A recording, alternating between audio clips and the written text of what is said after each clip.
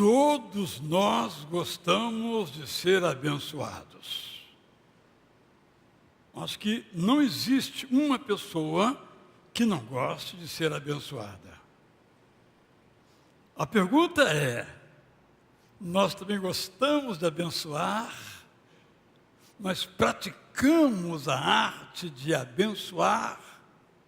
Uma pergunta muito simples, mas que requer uma resposta muito cuidadosa, para não falarmos aquilo que nós não praticamos.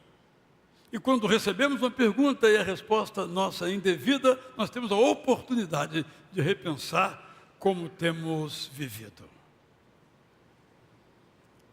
A Bíblia, como sempre destacamos aqui, além dos textos narrativos, descritivos, de ensino, nos trazem momentos inesperados, verdadeiras gemas de ouro, verdadeiras pérolas. Essa semana, alguém escreveu para mim assim: eu não gosto do livro de Números. Gostei da sinceridade.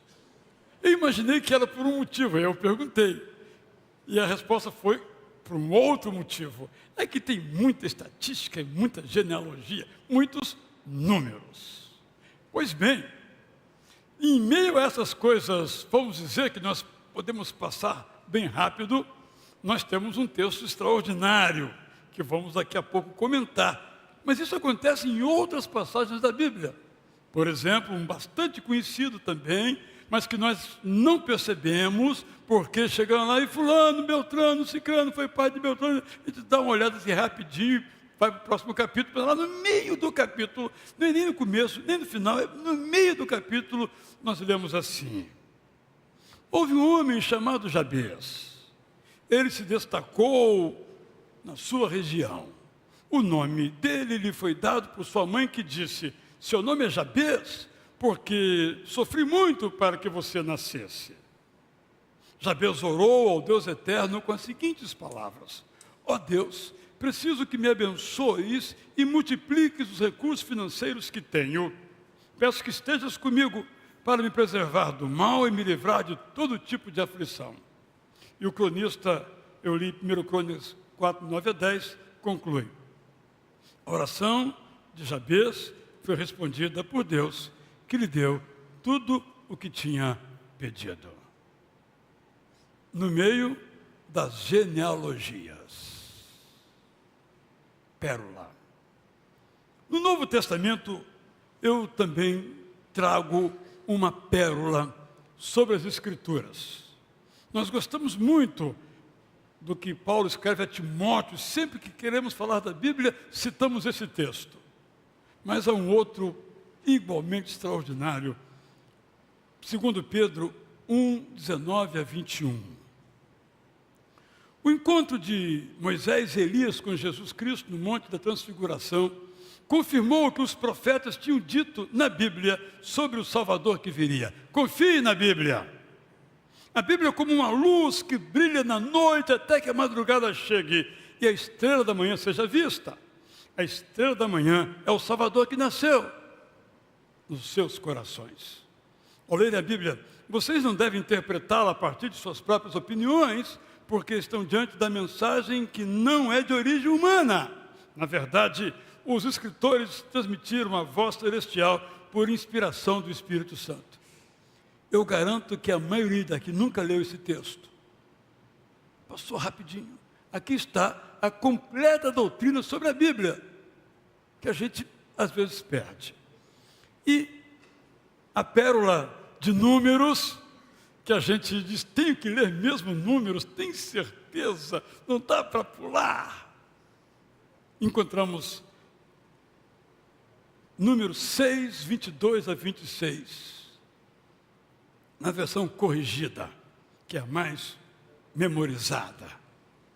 E falou o Senhor a Moisés, dizendo: fala a Arão e a seus filhos, dizendo: assim abençoareis os filhos de Israel, dizendo-lhes: O Senhor te abençoe e te guarde. O Senhor faça resplandecer o seu rosto sobre ti e tenha misericórdia de ti. O Senhor sobre ti levante o seu rosto e te dê a paz. Assim, porão o meu nome sobre os filhos de Israel e eu os abençoarei. Quem é que sabe o que significa Deus resplandecer o seu rosto?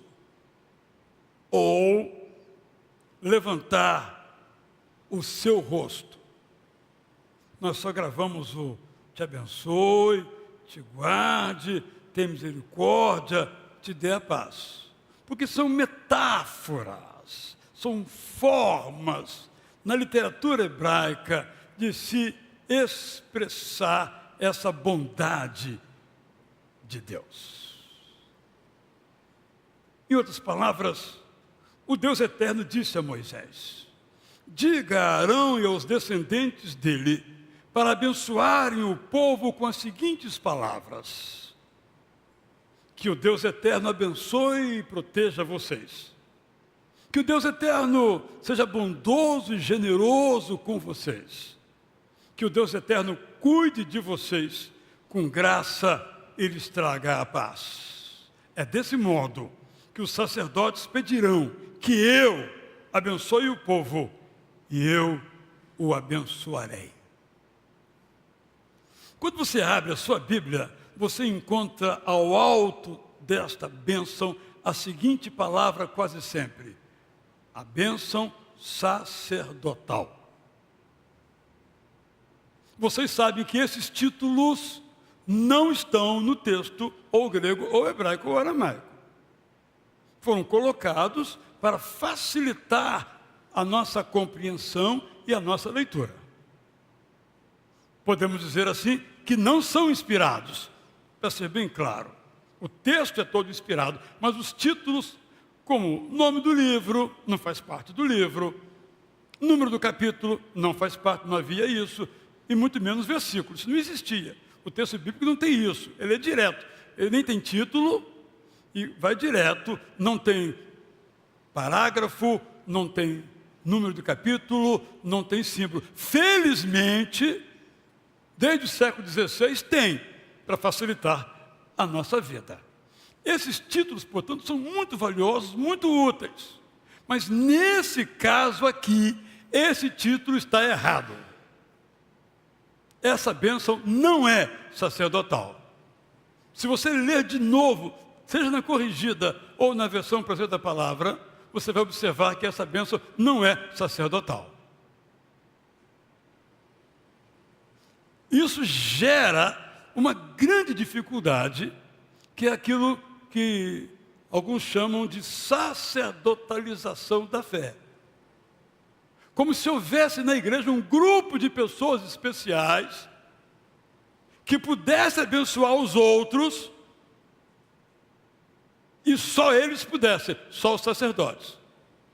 Mas não é isso que o texto diz, porque essa bênção é divina. A última linha, fica claro, é deste modo que os sacerdotes pedirão que eu abençoe o povo e eu abençoarei. Os sacerdotes são instrumentos, são canais.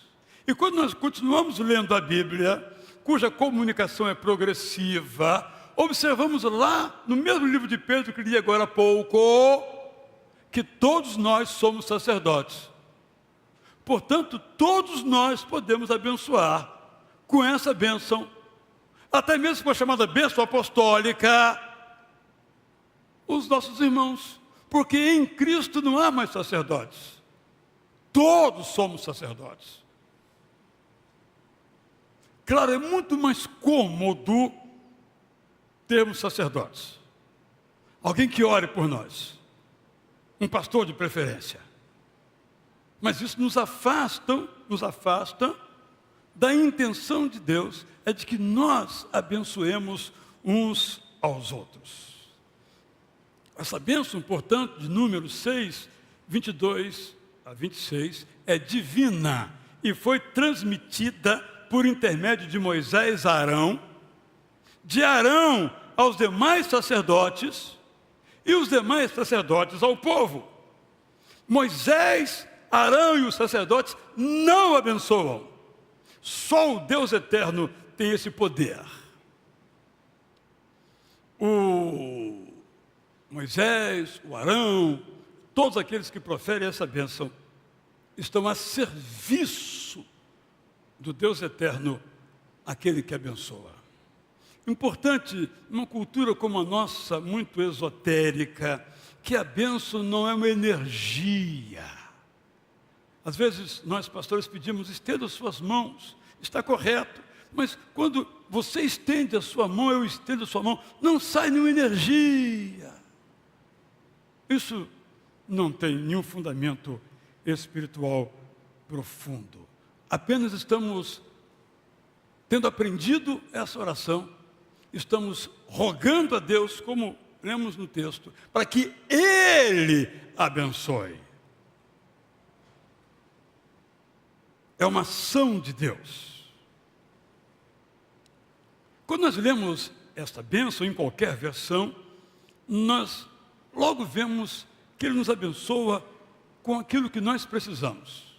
Nós precisamos de proteção e Ele nos protege.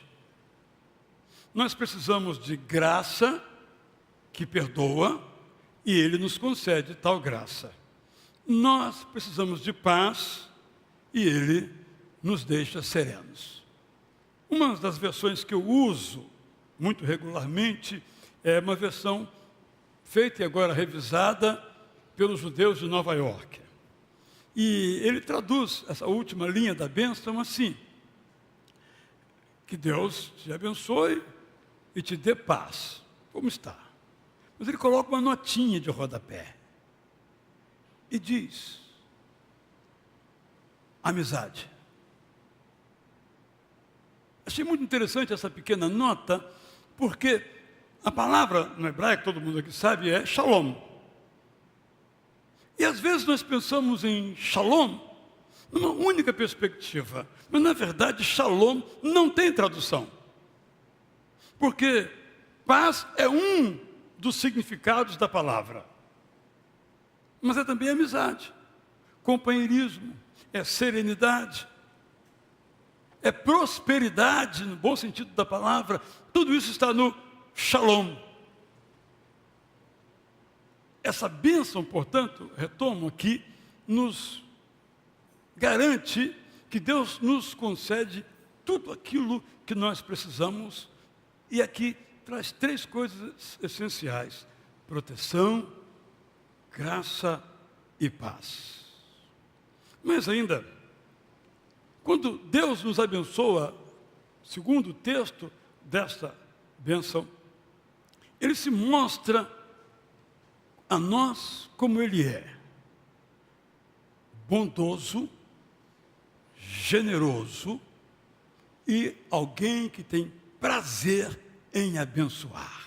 E aqui eu preciso fazer um parágrafo.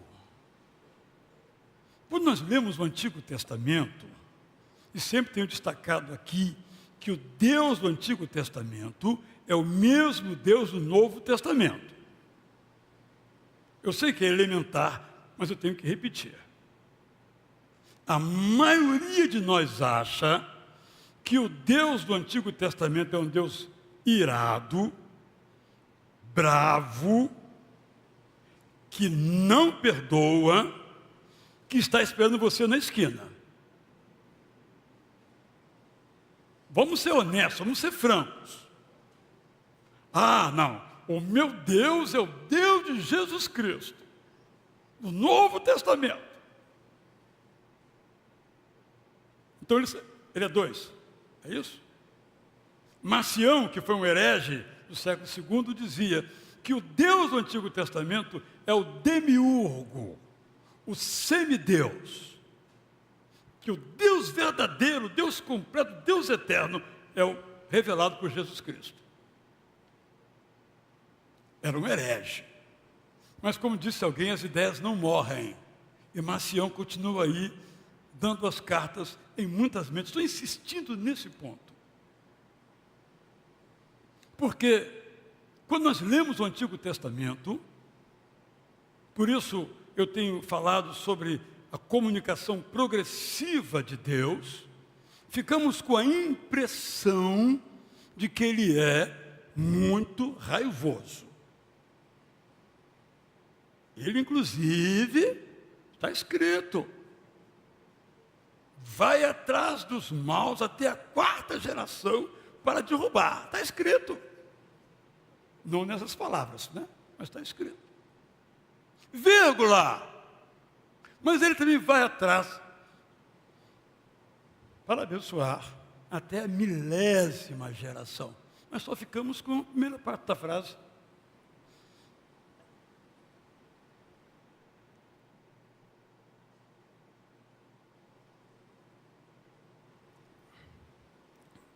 Aí você fala assim, e aquele monte de regras de Números e Levíticos?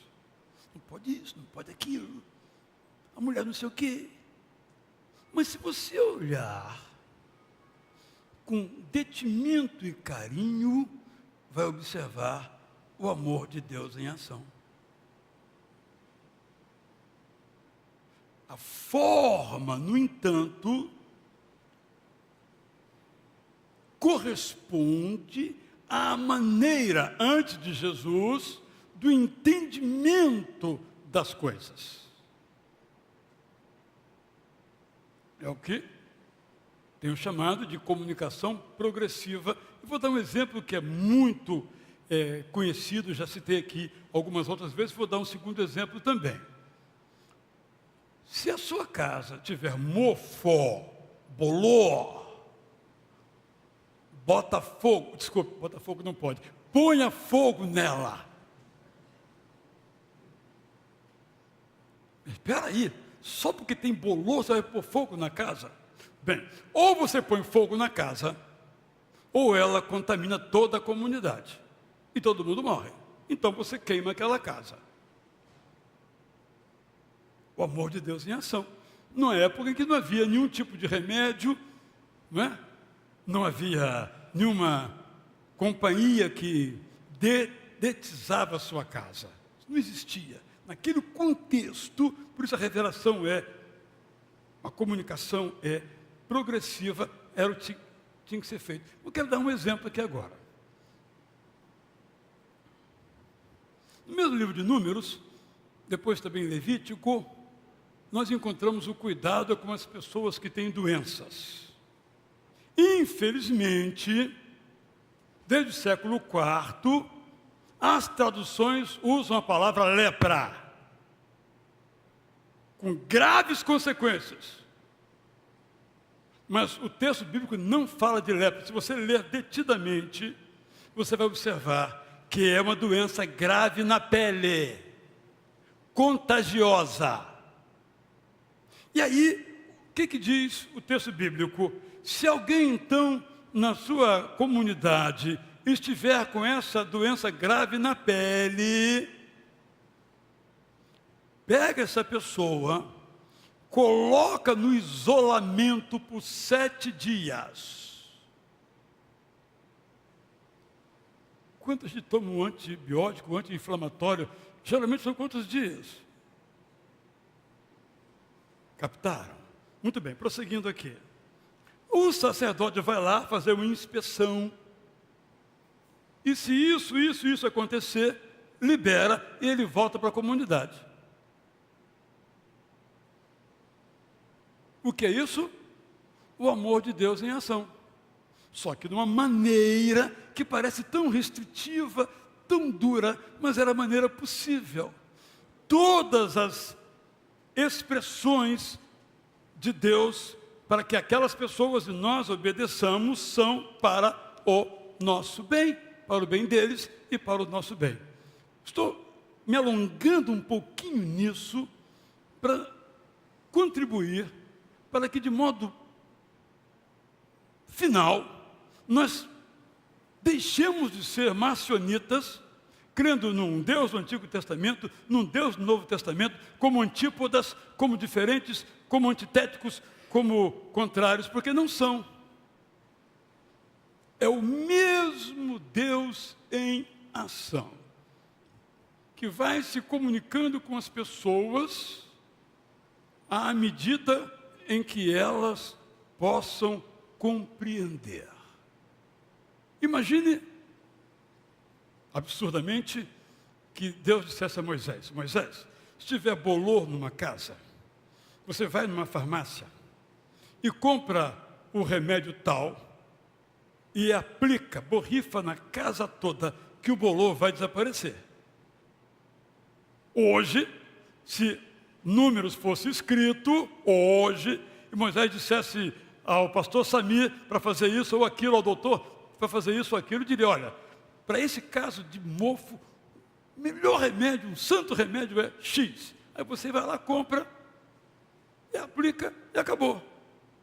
Mas naquela época, os recursos disponíveis não estavam disponíveis. Então Deus se comunicou com as pessoas, é a maravilha de Deus, de uma maneira que pudessem entender.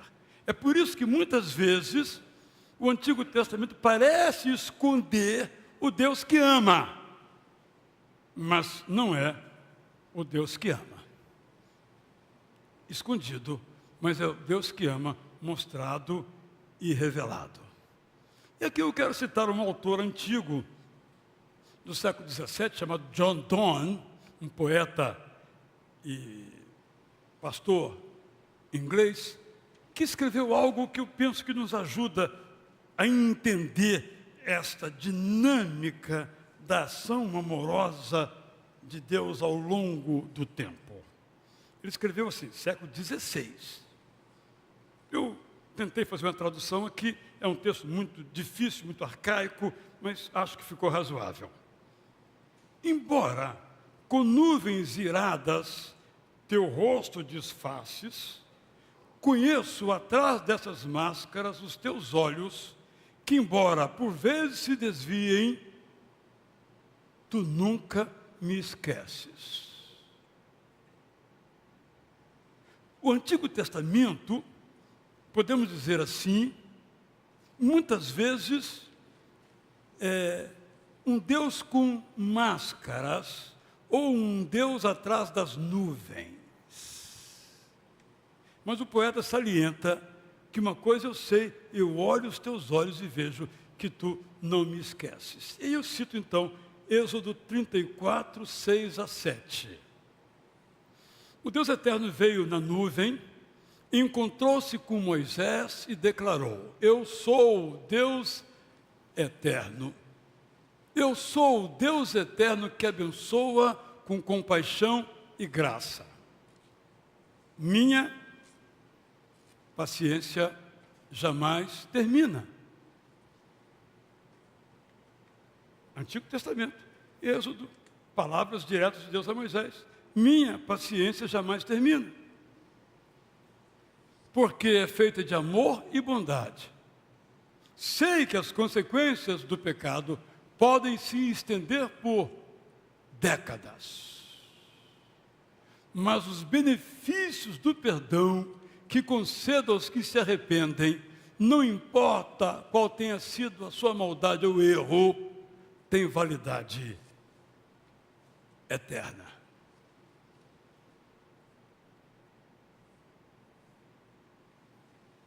Eu sei que é elementar, mas nós ficamos só com a primeira parte. Para muitas pessoas, repito aqui, o Deus da Bíblia, do Antigo Testamento, é um Deus irado. Essa compreensão acabou prevalecendo ao longo de muitos séculos. Um dos maiores sermões da história tem esse título: Nós, pecadores, nas mãos de um Deus irado. É claro que a palavra ira tem um sentido que não é o sentido que nós damos hoje à palavra.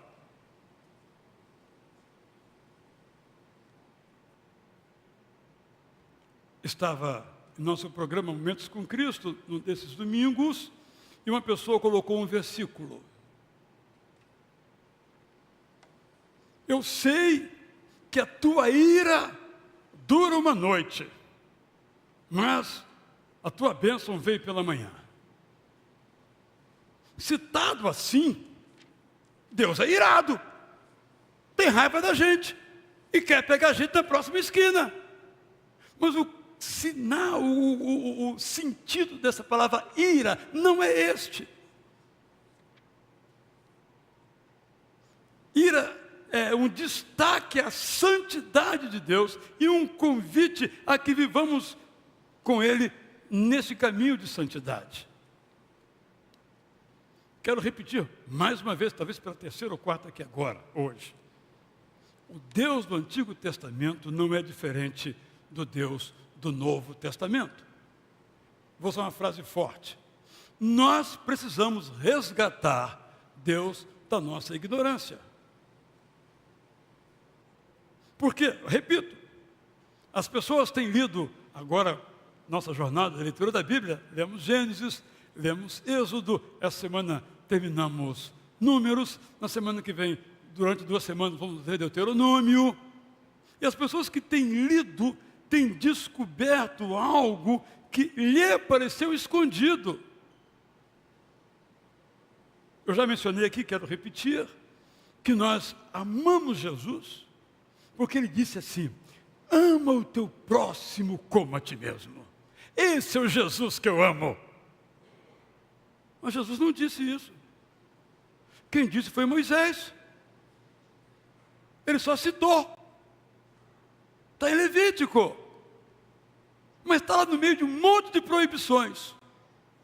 A gente fica, essa proibição aqui, será que ela está valendo? Essa proibição aqui, não sei o quê, essa proibição. E se esquece que Levítico diz, ame o seu inimigo. E Jesus apenas repete. Porque Jesus não veio abolir o Antigo Testamento.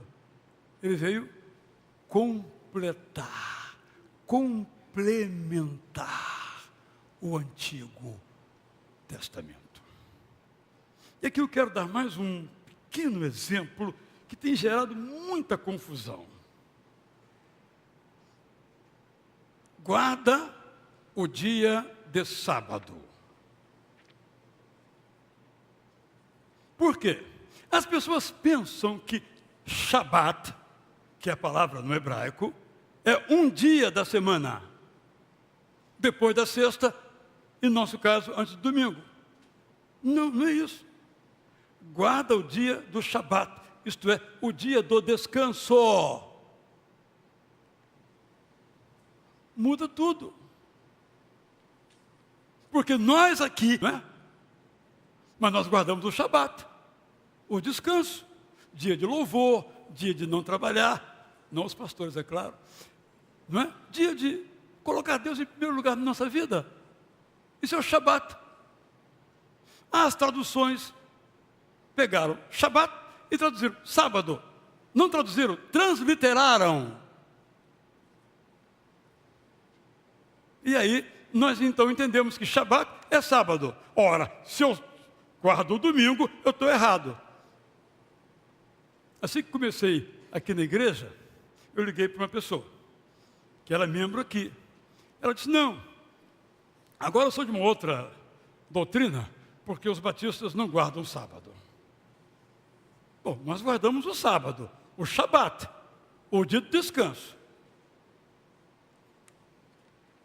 Mas não um dia chamado sábado, ou chamado domingo, ou qualquer outra coisa. Que para nós, o dia de descanso é domingo. Mas digamos que houvesse uma revolução mundial, e agora o dia de descanso em todos os países do mundo fosse a segunda-feira. Não. Vamos fazer uma revolução, uma revolta, vamos nos rebelar contra essa besta do Apocalipse, que mudou o domingo para a segunda. Mas nós não reverenciamos o domingo, nós reverenciamos o Shabat, ou descanso. Pode ser segunda, pode ser terça, pode ser qualquer dia. O que eu estou procurando mostrar insistentemente para caminhar para o final é que o Deus do Antigo Testamento, se nada ficar dessa mensagem, é o mesmo mutável. De Gênesis a Apocalipse, é o mesmo Deus em ação. Só que Ele vai se comunicando conosco da maneira que nós podemos compreender. Vocês sabem, pais que são, professores que são, profissionais que são, se aquilo que nós falamos e a pessoa não entender, nós não comunicamos. É nossa obrigação falar de uma maneira que o outro compreenda. Ontem eu estava aqui, né, Ana Laura? E aí, aqui é o culto dos 117 anos do Colégio Batista, e aqui estava toda a criançada. Aqui os pais, professores, etc e tal. E eu aqui. E a criançada lá. Aí eu fui discretamente, ou não, não sei, e comecei a falar para elas. Buscando um pouco da linguagem delas, vocabulário delas. Porque elas não têm nenhuma responsabilidade de ter lá um velho falando e elas não entenderem nada. É minha responsabilidade. Imagina o médico que lhe prescreva um remédio e diga, olha, você está com sei lá o quê, você nem sabe o que é, umas palavras lá. Esse remédio tem um efeito metabólico, químico, que processa. Doutor, dá para explicar? É mais ou menos isso, essa comunicação de Deus, de uma maneira que nós possamos compreender. Então, Ele traz essa benção de uma maneira que nós possamos compreender. E quando usa algumas metáforas, eram metáforas que aquelas pessoas podiam compreender, mas que nós não compreendemos. Nós temos que traduzir essas metáforas, e as versões mais novas fazem isso para que nós hoje entendamos. Porque se Deus falasse hoje, não falaria resplandecer o rosto.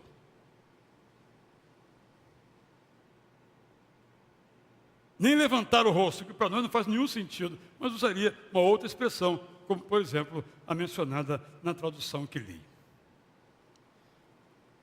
Então eu escrevi, ao preparar a minha mensagem, a última linha. Quando abençoamos, somos abençoados. Ponto final. Mas aí entrou a mensagem do WhatsApp de uma irmã da igreja. Era um pedido de oração. Muita coincidência, né? Ponto final, entra um pedido de oração. Aí eu disse, isso faz parte da mensagem. Eu estava pensando, será que eu acabei bem? Eu acho que eu posso acabar aqui. E a irmã me fez um pedido de oração.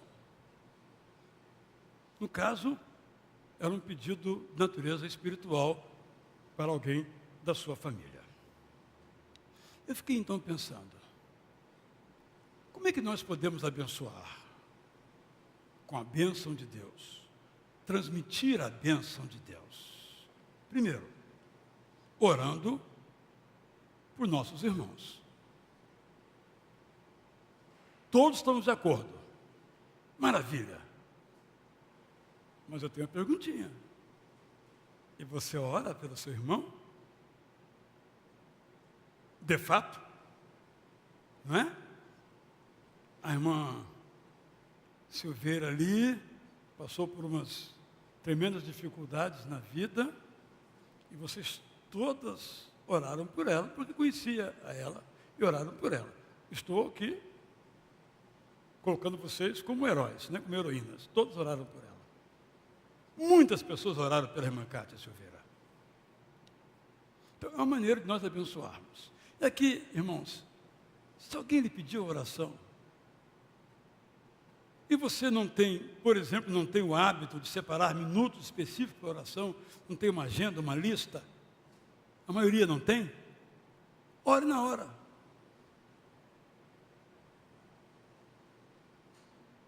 Fulano de tal, ore por mim. Agora, é muito comum no WhatsApp as pessoas escreverem assim, em oração.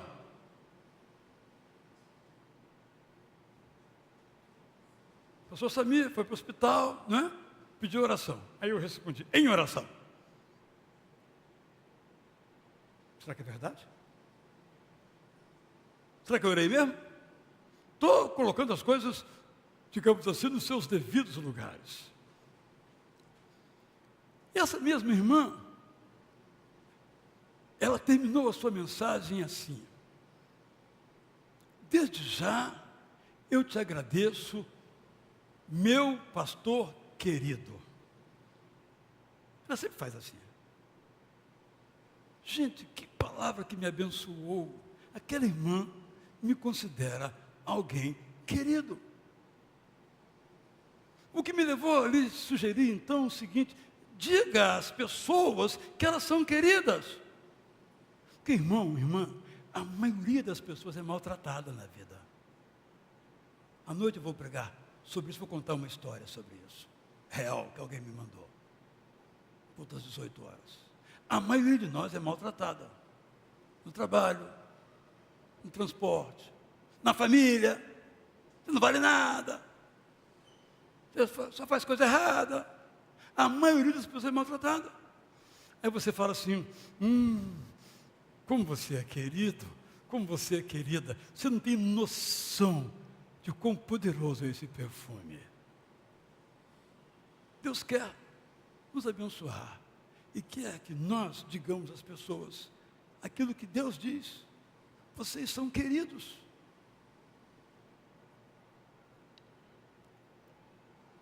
Para tanto, nós precisamos crer nas promessas que o Deus eterno faz nesta bênção, nesta oração. E aceitar o compromisso que vem desse mandamento de sermos sacerdotes que transmitam as bênçãos divinas para os outros. Repito, como comecei, eu não tenho o poder de abençoar ninguém. Mas eu posso pedir ao Deus eterno que abençoe você. E Ele abençoa. O texto termina assim, né? Na versão Prazer da Palavra. É desse modo que os sacerdotes, eu, você, é desse modo que os sacerdotes, nós, todos, pedirão que eu abençoe o povo, e eu o abençoarei. Nós somos receptores da bênção divina, herdeiros, portanto, da bênção divina, e nós somos também os testamenteiros da bênção divina. Testamento é aquilo que nós deixamos, não é isso? Então nós podemos deixar a bênção sobre os outros. E aqui, o que aprendemos em Levítico?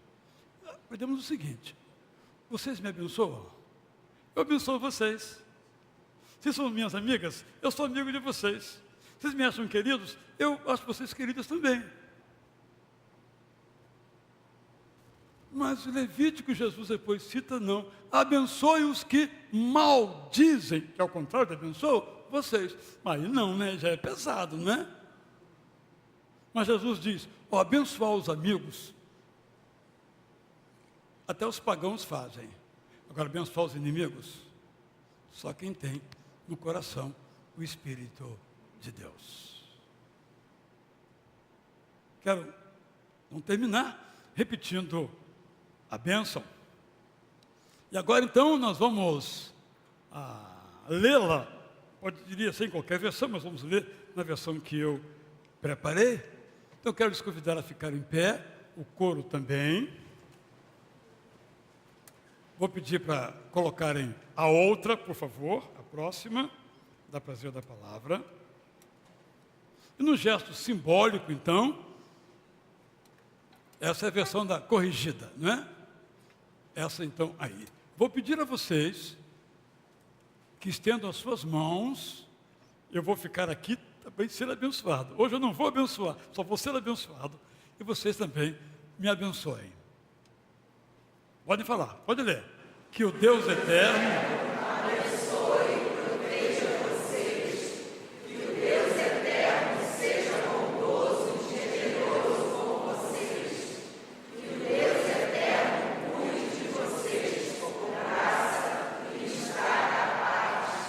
até aí.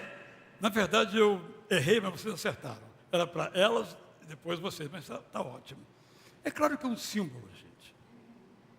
Não saiu nenhuma energia das suas mãos, saiu aqui alguma coisa, uma faísquinha. Não.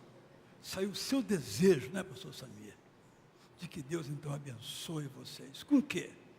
Com tudo aquilo que nós precisamos.